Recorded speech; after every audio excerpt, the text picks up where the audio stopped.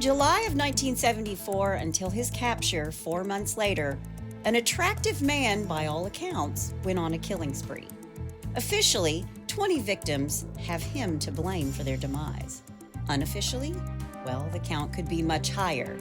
He traveled over 20,000 miles in 4 months, stopping, murdering, and driving through 25 states, all with a smile on his charming face. This is the story of Paul John Knowles, the Casanova Killer. Hey y'all, I'm Kris Calvert. And I'm her husband, Rob Potter. Welcome to Hitched to Homicide. For better or worse, Till death do us part.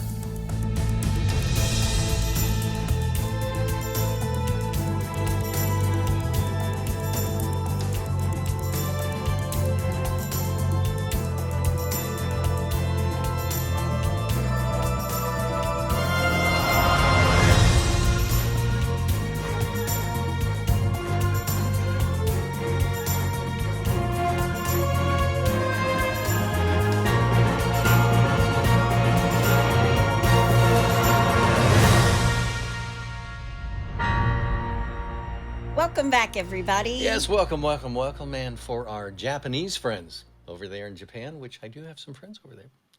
Irasshaimasa. Ohio gozaimasu. There you go. Well, wherever you're listening, be sure to like, rate, and review the podcast, which you can find on any podcast platform. Yeah. And if you're watching us on YouTube, hit that subscribe button below. Yes. We love hearing from you guys, so keep the emails coming. Yep. And if you're new here, welcome. Yes. And if you'd like to join our closed Facebook group, The In-Laws and Outlaws, Which is a fun group. which is a lot of fun, go to Facebook and type in H2H Laws and Outlaws, answer a couple questions, and you are in. Yes. So today, honey, Yeah. we're talking about a fellow redhead. Hey, look at that. And he's a criminal. Oh, he's so much more than just a criminal. He has a bad temper. I did some digging on redhead facts, Yeah. fictions, and myths. Okay. Historically, All right. prejudice and suspicion has always greeted the redhead, Gee, I would have never known that growing up a redhead. along with the belief that they were fiery and hot-tempered. Mm-hmm. I think that one's true. That one is true. I used to have a terrible temper tantrum. Used to. Well, it takes a lot for me to set me off, though. And when the red hair catches, look out. Yeah, there's an on and an off switch. Well, the Greeks believed that redheads would turn into vampires following their death. Oh, Aristotle, the philosopher, the student of Plato, teacher of Alexander the Great, an all-around smart guy, he thought that redheads were emotionally unhousebroken. well, all you have to do is smack me on the nose with a newspaper and tell me not to pee in the I knew you were going to say that. During the Spanish Inquisition, flame-colored hair was evidence that its owner had stolen the fire of hell and had to be burned as a witch. Wow. In Corsica, if you pass a redhead in the street, you should spit and turn around. Oh, well, I was an exchange student in South America when I was in high school, and I had a guy spit at me. There you go. There you go. That explains a lot. It explains so much. And Russian tradition declares that red hair is both a sign of a fiery temper and craziness.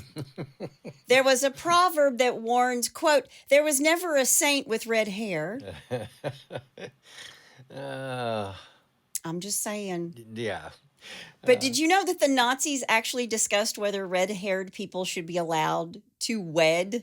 Really? They were afraid of their degenerate offspring. Well, we do have every recessive gene known to man, so. Also, researchers at the University of Louisville said that on average, people born with red hair require 20% more anesthesia to get them to sleep. Yeah. And I'll leave you with this quote. Quote, "Blondes are noticed, but redheads are never forgotten." And our subject today, Paul John Knowles, will never be forgotten. Oh, here we go. A fellow redhead. Okay. Before we get started, let me thank some sources. Murderpedia, Crime Library, FBI.gov, All That's Interesting, The Charlie Project, Wikipedia, Channel 11 Alive, Serial Killer Documentary, Meet the Casanova Killer, More Brutal Than Bundy, the Atlanta Constitution, the Zanesville Times Recorder, the Reno Gazette Journal, the Seguin Gazette, the Anniston Star, the Bridgeport Telegram, the Macon News, and the Big Book of Serial Killers. There is a book by journalist Sandy Fox, Killing Time. I did not read it, but I will put a link to it and all the other sources in the show notes. All right, well, before my hair catches on fire, you ready to go? I am. All right, let's do it. Paul John Knowles is born on April 17, 1946 in Orlando, Florida. His parents are Thomas Jefferson Knowles and Bonnie Strickland Knowles. Paul John has 2 older brothers and sisters. His early years are pretty sketchy. What we do know is that he was beaten and physically abused by his father when he's a little kid. Wow. He's going to be in and out of foster homes. By the time he's 8, he's committing petty crimes. He's sent to reformatory school. And then his dad is convicted of some sort of minor crime, but he gives up his rights as a parent and allows the state to take care of Paul John. Really? I don't know what happened to his mother, but I do know that she died in 2014. Paul John's father died in 1989.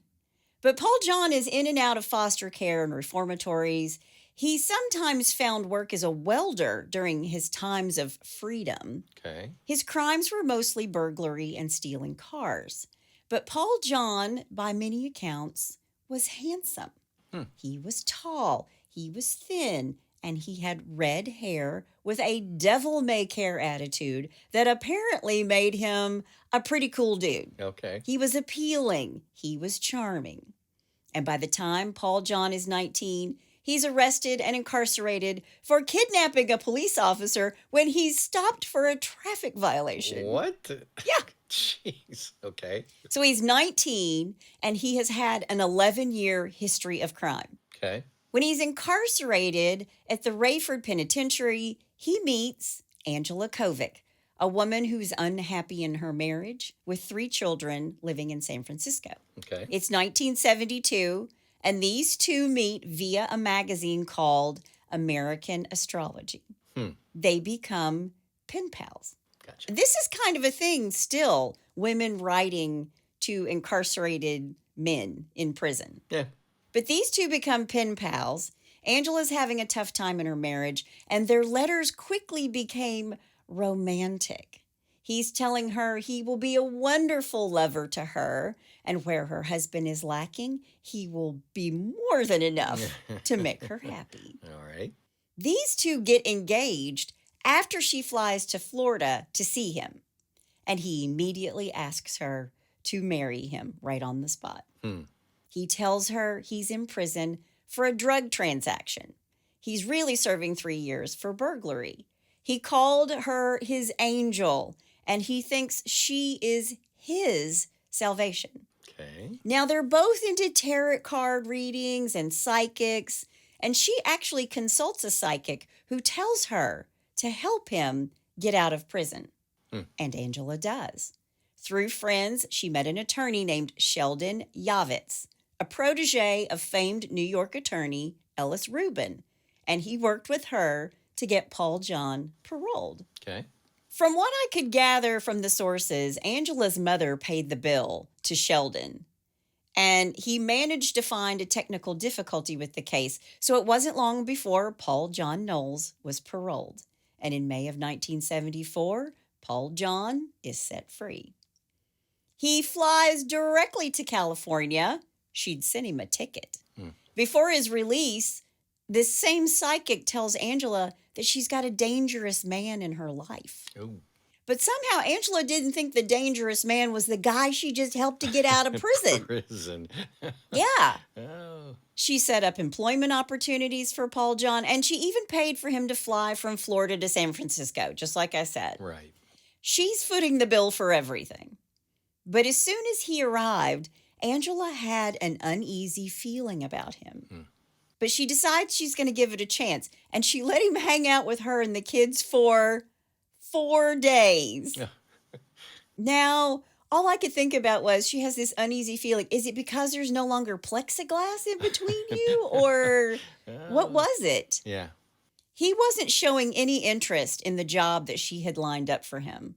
And suddenly, with Paul John out of prison, this thought about a dangerous man is in her head, and she thinks, this all feels wrong. Yeah. It's at this point she's thinking, my husband, my former husband, is looking pretty good. He's looking better and better. Right. So the fantasy of him was way different than the reality of Paul John. Sure. And after a few days, she puts Paul John back on a plane and started working on getting her marriage back on track. Really? Yes. How did that make him feel? Well, that seems to be what kicks off all of this. Gotcha. Paul John would continue to send her notes and call her from time to time, but Angela was done with him. Paul John projected a, quote, aura of fear that terrified this psychic. She's not wrong. Okay. Paul John didn't take the breakup well, just as you had said, Right. at all. Right. And although it's never been verified, Paul John has said he murdered 3 people on the streets of San Francisco that very night. Really? Now, this has never been verified, but based on what's about to happen, there are lots of folks who think it's entirely possible that he did this. So it was just out of rage? Out of rage. Wow. He flies home to Jacksonville, Florida. It's July 1974, and Paul John is out drinking, gets in a bar fight, and stabs a bartender. He's arrested, but he picks the lock on his detention cell and escapes. Jeez. Okay. That's called foreshadowing. Uh-oh. Exactly. Now, when he does escape, Paul John begins a 4-month murder and crime spree. Most of what the public knows of these crimes is from Paul John himself. He confessed on tapes that were only heard by a judge and a Georgia grand jury. Now, I did read that some of the transcripts have been leaked since then, but never publicly has any of that been heard Gotcha. by anybody except for The judge and the grand jury. and the grand jury. Okay. Now, the night he escapes, July 26, 1974, Paul John breaks into the home of Alice Henrietta Curtis. Alice is a 65-year-old retired school teacher. She was an elementary school teacher who taught in the Catholic school system. She had 6 children, 2 of whom were stepchildren, 18 grandchildren, Wow. and 1 great-grandbaby. Okay. She was born on April 14th, 1909, in Zanesville, Ohio. Paul John breaks into her home because he's looking for money and valuables. He jumps her, gags her, and ransacks her home. Then he steals her car and drives away. He didn't murder Alice with his own hands, but she eventually choked to death on her own dentures because he had gagged her. Now, nobody knows if Paul John was there when it happened or not, when she actually passed. There is one source who has said that Paul John knew she was dead when he left. He steals her Dodge Dart and drives it away.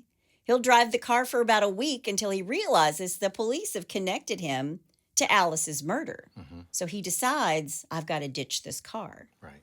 So now it's August 1st, 5 days after he breaks into Alice's home. He parks the car, and when he's doing this, he's really near his parents' house, and he sees sisters Lillian and Mylette Anderson. Okay.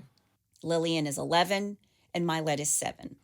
Now, there are sources that say it isn't definite that Paul John had anything to do with the murder of these 2 little girls, but according to retired Georgia Bureau of Investigation agent Ronnie Angel, quote, if you told me he killed 100, I could believe that, end quote. Wow.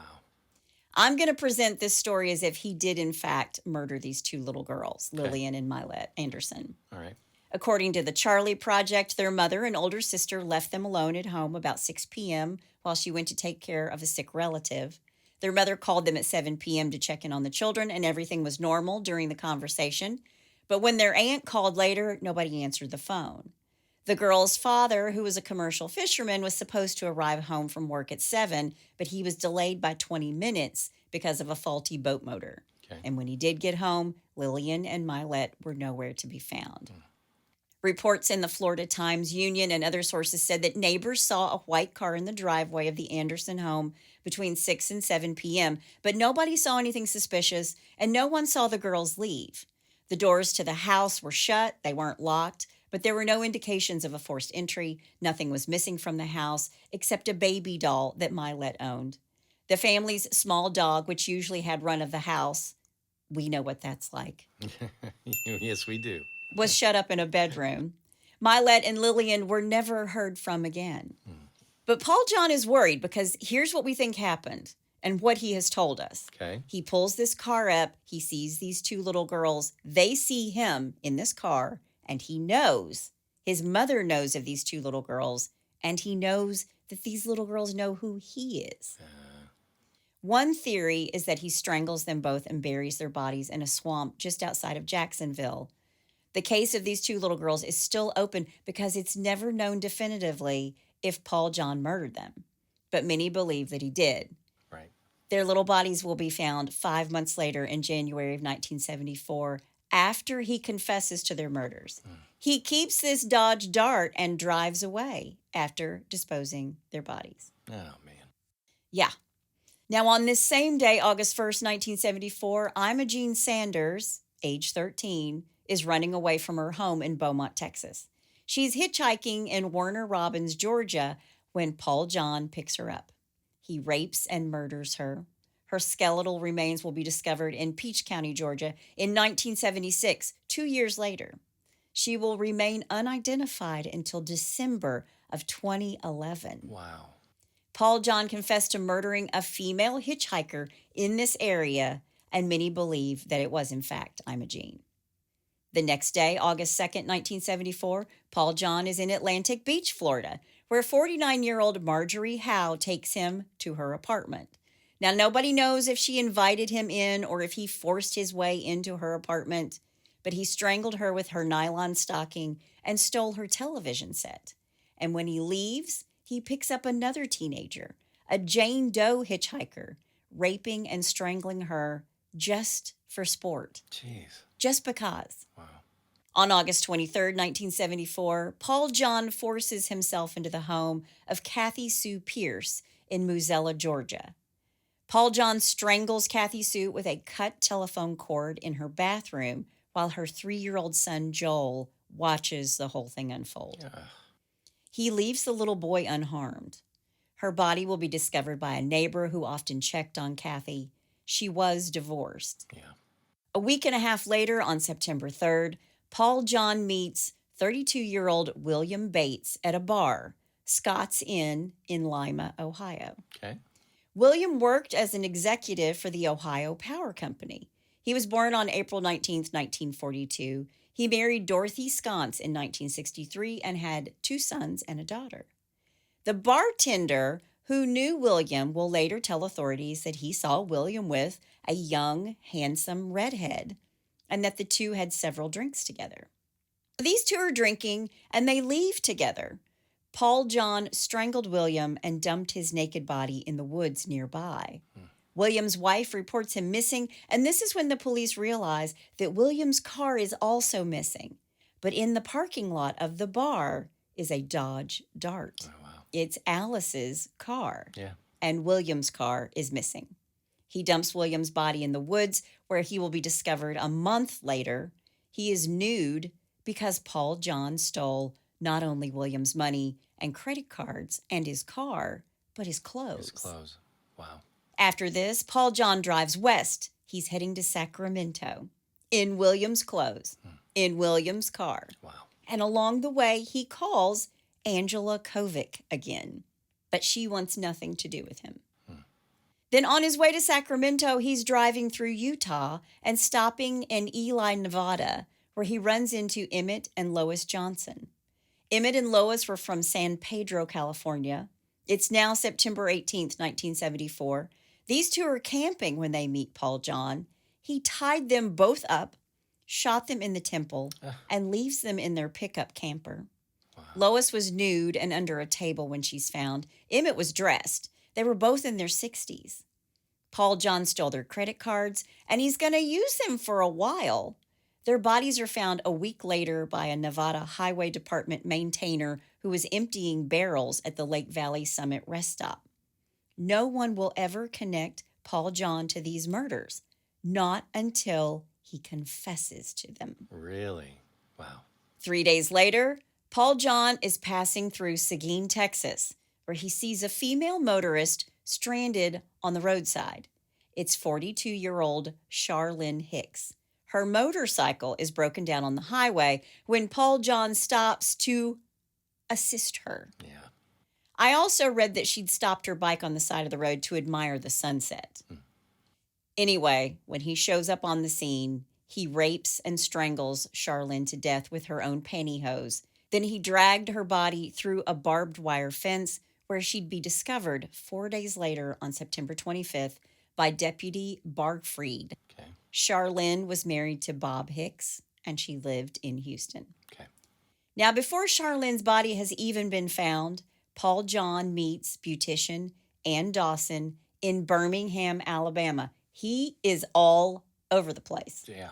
Crisscrossing. He's just all over the place. Wow. He meets Ann Dawson at the C&S Lounge in Pinson, Alabama. Paul John liked her, and for a few days, these two traveled around, and Ann was footing the bill until Paul John got antsy, and he murdered her on September 29th. Her abandoned car will be found 2 days later, about 5 miles from the bar where they meet each other.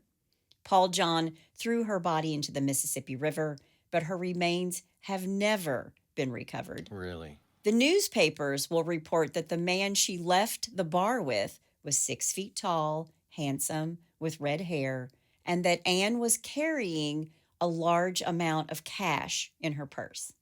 So she's a beautician. Lots of beauticians, hairstylists use a lot of cash. Maybe that's what she had. Right. I do know that he was living off of her during that short period of time. Right. Then Paul John drifts from state to state, from Oklahoma to Missouri, then Iowa and Minnesota, seemingly without killing anyone, or at least without leaving any trace of a body behind. He's just driving all over the country. And like I said at the very beginning of the podcast, he's going to drive 20,000 miles over the next 4 months and go through or stop in 25 different states. Wow. But by October 16th, he had the itch to kill again. And now he's in Marlborough, Connecticut. Okay. Paul John breaks into the home of Karen Wine and her daughter, Dawn. Karen is a mother of 2 who was a widow that had remarried a man named Edward Wine Jr. Now, Rob's going to love this. Interestingly enough, Ed Wine will be investigated while Karen is alive for selling Polaris submarine patrol information to the Russians. Oh, my. Wow. Wow. He wasn't a redhead, though. He was not a redhead, but the government suspected him of being a Russian spy. Wow. She would later separate from him. I believe she left him because of his drinking, but Karen would always say that her husband was not a Russian spy.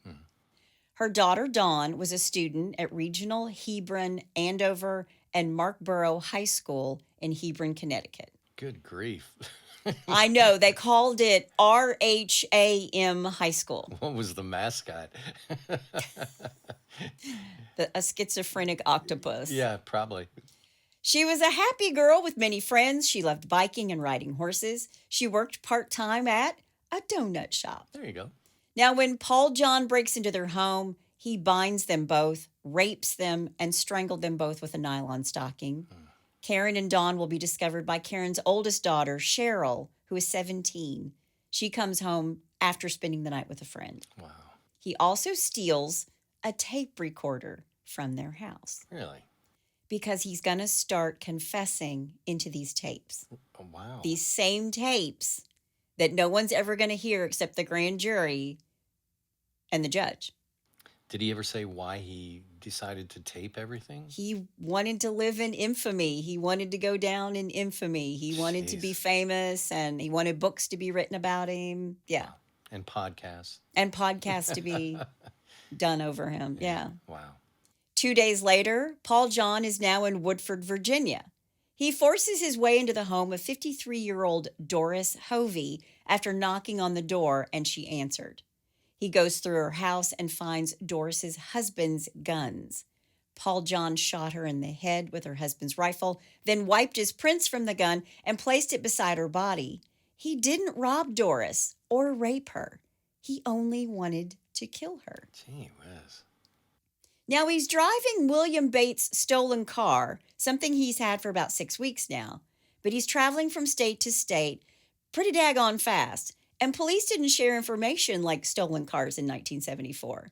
So he's driving Williams' car and he picks up 2 hitchhikers in Key West, Florida. But while he has them in the car, he's pulled over for a traffic violation. Okay. Now, I don't know if he was speeding or if he had a headlight out or what, but he's an escaped fugitive with 2 hitchhikers he has plans to kill in a stolen car, and he's staring at a police officer. Wow. And believe it or not, the officer let him go with a warning. What? Yes. Did he even run the license plate? Let him go with a warning. So he couldn't have run the license plate. Yeah. Gee whiz. After this, Paul John was so freaked out that he dropped off the 2 hitchhikers in Miami. And on October 25th, 1974, he called his attorney, Sheldon Yavitz, looking for advice. Sheldon meets up with him in a bar, and Paul John says to him, quote, "I'm a mass murderer," end quote. Wow. And what do you think Sheldon said to him? We can get you off. No, he said, "Come turn yourself in for the love of, that's all that's holy, son. Turn yourself in." Yeah. He meets with his attorney. He turns over this confession, which he's taped, a confession of the murders thus far. Right. Then he slips right on out of town before the police are ever the wiser. Jeez. Paul John says he'd rather be shot down on the run than go through the prison system. He had murdered people in several death penalty states, so he knows his days are few and far between. Yeah, clock's ticking. But he really wants the notoriety. He wants to be famous or infamous. Yeah, infamous is a better word. On November 2nd, Paul John picks up 2 more hitchhikers, Edward Hilliard and Debbie Griffin. Edward and Debbie are hitchhiking to see friends in Love Valley, North Carolina. Okay. They'd left a motel in Commerce, Georgia just that morning. Debbie worked as a waitress and had a 4-year-old son with her ex-husband, Earl. Ed was working in Florida doing drywall construction. Ed and Debbie met in 1972 in Michigan, and they're both on probation with the Michigan court system. Debbie for drug possession. I couldn't really find what Ed was in trouble for. Right. Ed's body will be found in the woods near Macon, Georgia. He's shot 5 times. Wow.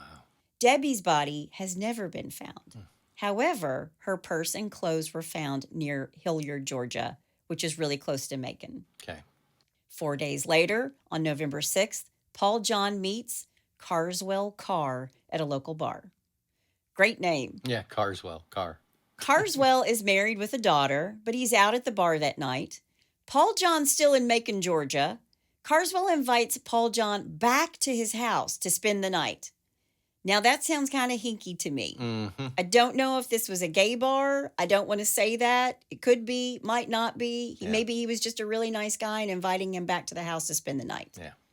But these 2 have a couple drinks, and then Paul John stabbed Carswell to death and strangled his 15-year-old daughter, who was also home. Her name was Mandy. Wow. He then tried to have sex with Mandy's corpse, but he failed. Carswell's wife finds them the next morning when she comes home from her night shift as a nurse. And when police arrive, the place is turned upside down. Furniture had been picked up and thrown around, overturned, books picked up and tossed, mirrors and pictures and glass are broken. Wow. And some of the upholstered furniture had been slashed open. In the master bedroom, Carswell Carr lay dead on the bed. He's nude with his hands bound behind his back. There was blood all over his body and the bed, as if he'd struggled until the very end. He had been stabbed superficially with scissors multiple times. Jeez. But the medical examiner said that his death had been the result of a heart attack. So he's torturing him. He had 27 stab wounds on his body. And he's torturing him so much that he has a heart attack. Wow. In the other room down the hall, 15-year-old Mandy had also been bound and left face down, but she had been strangled and a nylon stocking had been forced deep into her throat to asphyxiate her. The pathologist would spend 15 minutes trying to get it out. Jeez. Another stocking was wrapped around her throat and tightly knotted, and it was evident that someone had tried but failed to rape her. Paul John has stolen most of Carswell's clothes, his briefcase, his shaving kit, his credit cards, and the keys to his car. A few days later, Paul John will purchase a tape recorder and blank tapes with Carswell's credit card. He had to get another tape recorder. Wow. More murders, more to confess. Yeah. The clerk will say it was a tall man with red hair and a mustache. He then leaves Macon and heads to Atlanta, Georgia. He's wearing Carswell's suits and acting like he's a normal businessman. Then on November 8th, he's out bar hopping and meets a British journalist named Sandy Fox. The name he gives himself? Lester Darrell Golden. Well, there's a strange Lester name. Golden. I mean, Sounds like a porn star. Yeah, I know. If you're going to pick a name, I mean, yeah, I think you could do a little bit better. Who's Dirk Diggler? Lester Golden. Lester. Mm-hmm. Yeah, wow. Sandy had just come from a failed assignment in Washington, D.C. She's kind of licking her wounds. She's tired. She's discouraged. And she sees him at the bar. Quote, decidedly, he really was very handsome. Tall, well over 6 feet, broad-shouldered, narrow-hipped, and as slender as a wraith, end quote. She thought he was hot, and these two go out to dinner, and then they end up in bed. They hook up, or at least they try to hook up, because Paul John can't perform in bed. Really? He repeatedly fails at having sex over the next 2 days with Sandy. Wow. And she described him as good company, so she stayed with him and allowed him to drive her where she needed to go. Okay. I actually read an account where she said he was pretty good-natured about the fact that he couldn't perform in the bedroom. They would laugh it off. He even talked her into allowing him to drive them all the way to Miami, Florida, where he said he had an appointment. She thought he was sensitive, considerate, protective, and was a, quote, spectacular dancer. End quote. Really? Wow. They had a really good time. And she was impressed with his expensive clothes and his new white Chevy Impala. She thought he was wealthy, but it was weird to her that he could pay for loads of stuff with a credit card, but he didn't have any cash money for little stuff like a newspaper. Yeah. And these two really kind of had a good time together, and he tells her that he wanted to, quote, leave his mark on life, to be remembered for something, end quote. Wow. He told her that he didn't have long to live because he soon would be killed for something he had done. Quote, within a year, I will be dead, end quote. She had no idea whether to believe him or not, but he told her that he had given some tapes to his attorney in Miami for safekeeping, and after his death, the content of those tapes could be revealed. He's very dramatic. Stop being dramatic. Yeah. He tells her that he really believes in fate and that there were marks on his body that he believed proved that he would die young. Okay. Yeah, he's big into astrology and into tarot card readings. Okay. Now, these two part ways on November 10th, and Paul John actually picks up one of Sandy's friends, Susan McKenzie, and her husband the next day, November 11th. Okay. And according to one source, they felt sorry for him. And then the next day, he demanded sex from Susan at gunpoint. He tries to rape her, and somehow she escapes him and goes straight to the police. Yeah. And when they try to stop him, when they try to get to him, he points a sawed-off shotgun in a police officer's face and drives away. Wow. But now, not only are the police onto him, but they know the car he's been driving, a Sure. white Impala. Yeah. So he needs another car, right? He makes his way to West Palm Beach, where he breaks into the home of Beverly Maybe, posing as an IRS agent. Beverly is an invalid with cerebral palsy. Okay. He ties Beverly to the bed and then abducts her twin sister, Barbara Maybe, and steals their car, a beige Volkswagen. Beverly gets out of her ties and calls the police. A picture of him is on TV in the area saying he's armed and dangerous. He drops off the twin sister, Barbara, in Fort Pierce, Florida, the next night. Why he doesn't murder her, nobody knows. Yeah. He tied her to a bed in a motel room. He raped her and left her there. She frees herself and escapes.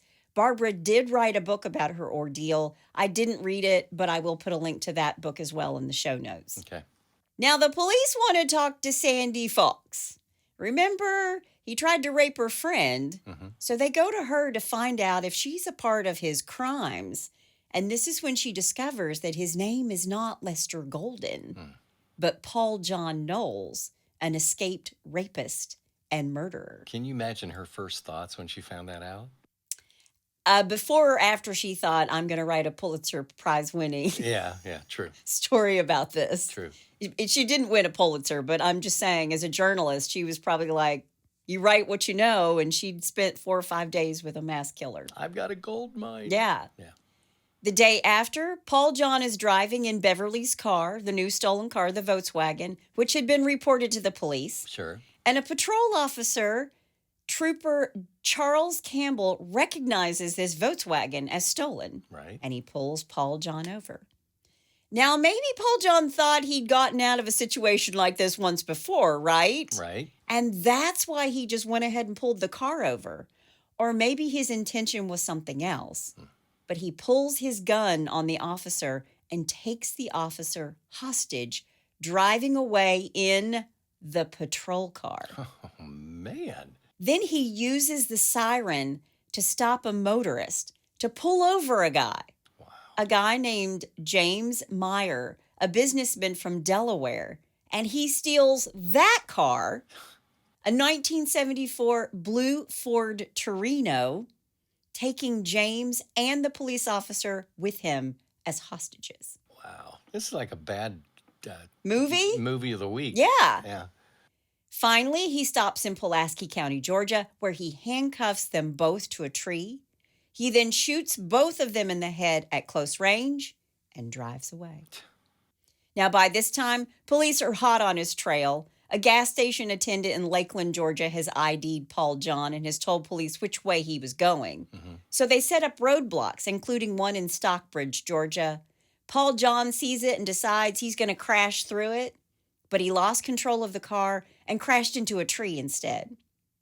Then he got out of the car and takes off running. This is exactly what Rob ran into the other day when he was out shopping. Yeah.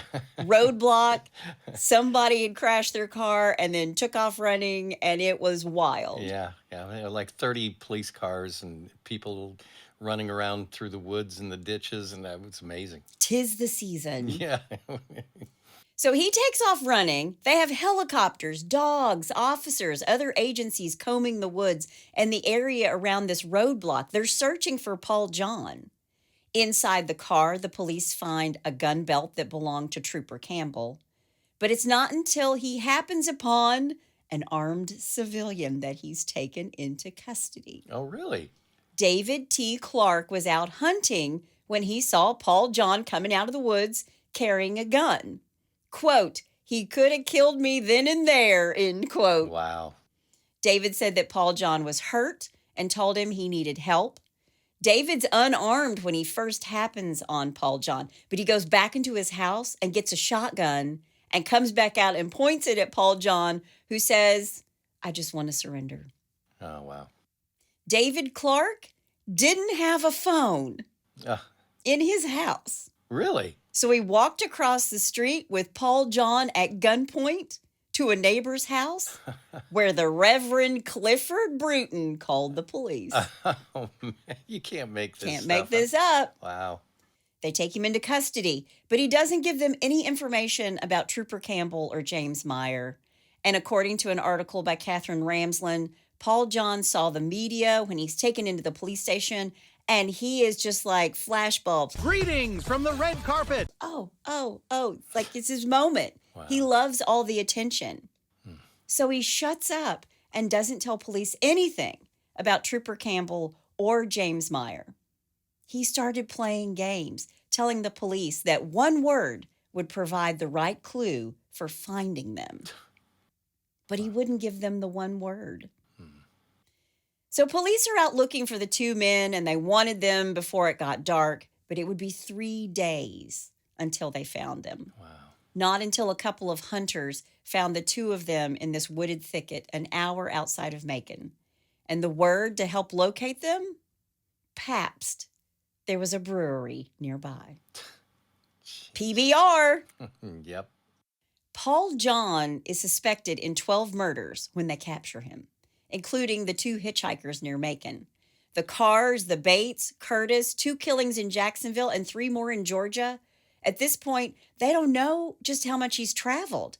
And he tells police about the tapes he gave to Sheldon, his attorney, which then started a legal battle in which Sheldon is actually cited for contempt because he won't turn over the tapes. Oh, really? That's client-attorney privilege. Right, yeah. Ellis Rubin arrived from New York in support of Sheldon, and Sandy Fox, the journalist, was called to a grand jury. They want to know what Paul John told her. Sheldon spent time in jail before finally agreeing to turn over 2 packages of documents and tapes. Okay. At first, he would only say that while the tapes might have information relevant to the Carr double homicide, which Paul John was charged, they also provided a record of his activities in jurisdictions across the country.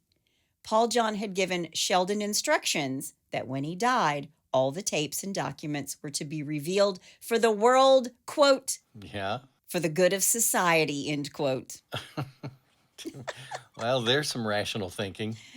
Sheldon Yavitz will later call Paul John Knowles the, quote, most heinous murderer in history, end quote. You think? I did kind of read that he today really regrets ever getting involved with him. Yeah, I would think so. But like I said earlier, Paul John's all about the media attention and the fame. And he told the press the only thing he would miss when executed would be seeing the police make fools of themselves. In what way? Because they couldn't find any of these. He killed these people and they didn't know who and where. Okay, because he eluded the police. Yes. Whatever.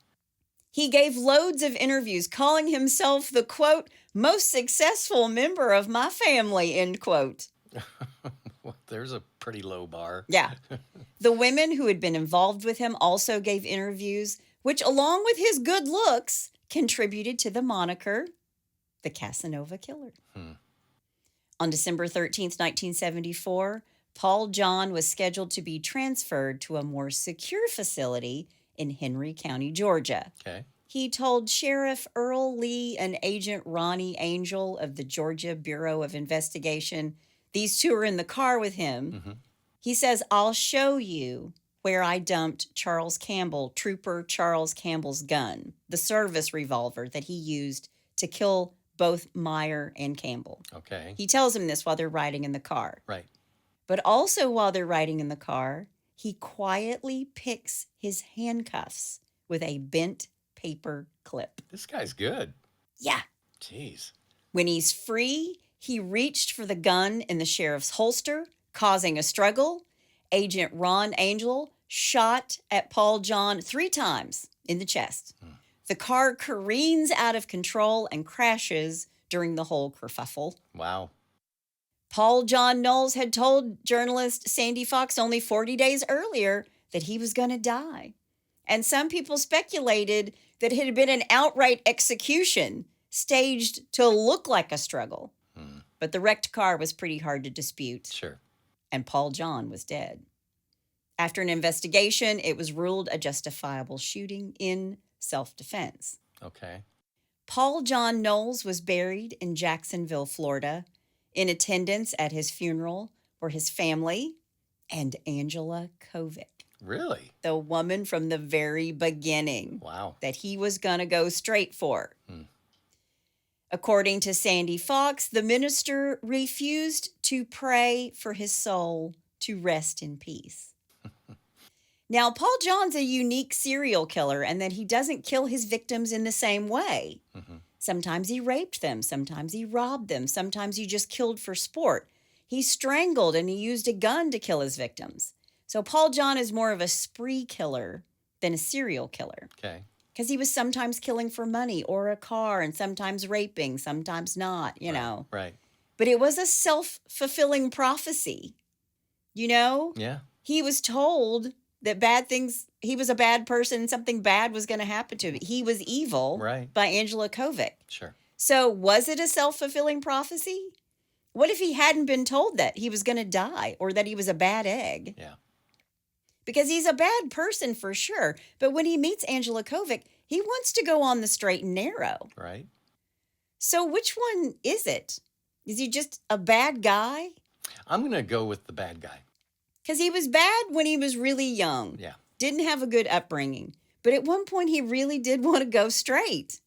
And then after she says, no, my psychic has told me you're evil, Yeah. he became the most evil version of himself. Because up to that point, he'd only been burglarizing and stealing. He'd never killed anybody. But it's for someone just to automatically say, okay, well, I guess I am evil. I'm going to go kill people. I mean, I think he's a bad person. Bad guy. Yeah. But that is the story of the red-headed Casanova, Paul John Knowles. And that's all I have to say about that.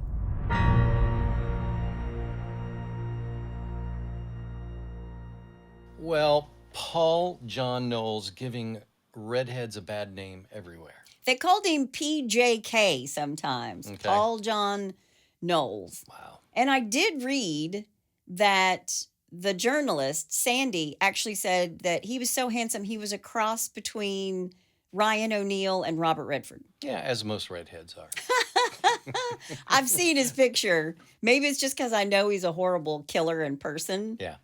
I don't think he looks like it. Yeah. But apparently he was very charming, Well, especially when he was driving other people's nice cars and wearing their nice clothes. well, let me rest assured because redheads are the smallest population on the face of the earth. You are, but do you know that there are more redheads in the United States than anywhere else?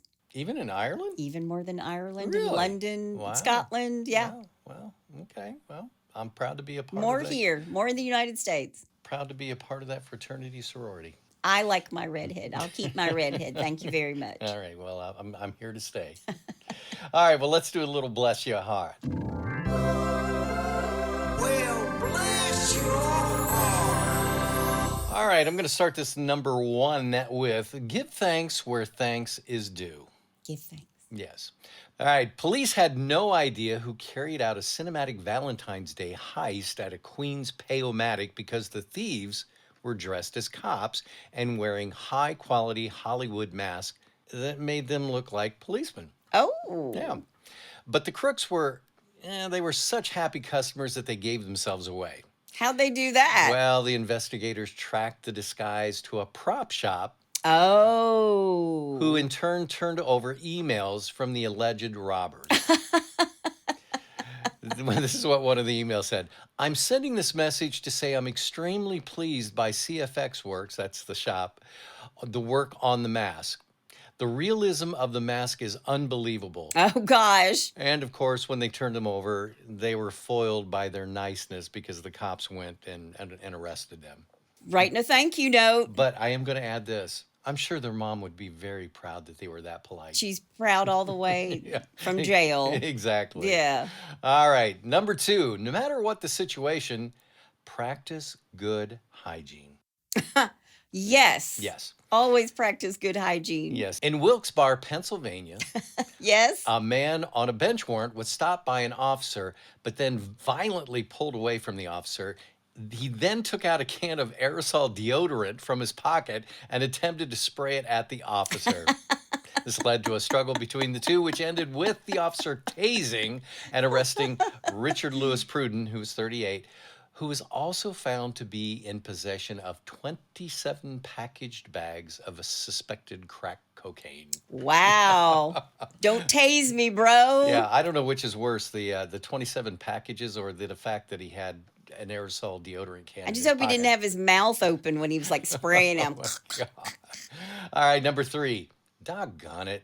Doggone. Yeah, in University Place, Washington State, a sheriff's deputy helped arrest 14 suspects by imitating a police dog. Wait, what? Yeah. The teens were being chased in a stolen car. The cops deployed a spike strip, which flattened all four tires. Okay. They ditched the car and ran off into a wooded area. Okay. Searching the woods, Deputy Jason Smith was able to track the teens down to a creek bed. He gave orders for the kids to come up, but they didn't. He threatened to send a canine down to get them. Then he barked like a dog. It worked. One by one, the teens started walking out with their hands up, only to realize that there was no canine, just a barking deputy. Bark like a dog. Yeah. Come on, bark like a dog for me. But this wasn't the first time Smith pulled a stunt. He once got a female suspect to come out of a house by barking and using a rake to scratch the door as if it were a canine. He must have a really good bark. That's the first thing I thought of. I'm like, I want to hear this bark. That's a really good bark. If he has that realistic of a bark, that's Yeah. pretty good. Yeah, he needs to be in Vegas. In Vegas? Yeah, doing a stage show. Oh with my it. gosh. Anyway, so there's your bless your hearts. Lord have mercy. Help them. I know. Bless their hearts. Yep. Well, if you have a bless your heart or you know somebody's heart who needs blessing or somebody who's using an aerosol can as a weapon, That's the best. go to Hitched to Homicide where there's a pull down menu. You can also suggest a case while you're there. You can. We're so glad you joined us again this week. That's my amazing husband out there. And that's my beautiful bride in the booth. Join us next time on Hitched to Homicide. Bye, y'all.